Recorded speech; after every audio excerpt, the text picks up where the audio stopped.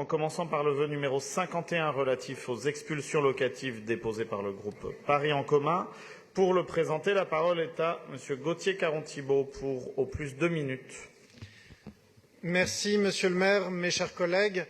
Nous sortons d'une période qui aura grandement fragilisé notre tissu économique, mais également un grand nombre de ménages dont les ressources ont été diminuées ou dont la précarité s'est renforcée, malgré les mesures correctives bienvenues mises en place par le gouvernement.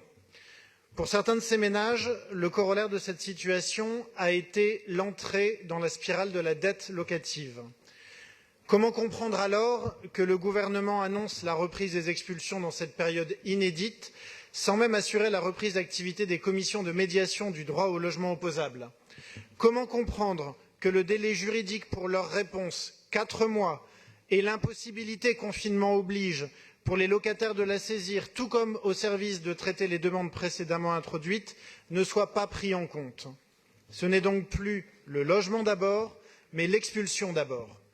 Depuis 2014, ce Conseil a toujours rappelé les exigences imprescriptibles de la loi DALO et de la loi ALUR, qui sont encore en vigueur dans leur portée protectrice des personnes menacées d'expulsion, notamment l'épuisement des recours possibles avant concours de la force publique ou encore la reconnaissance de la bonne foi du locataire par la Comède et seulement par elle.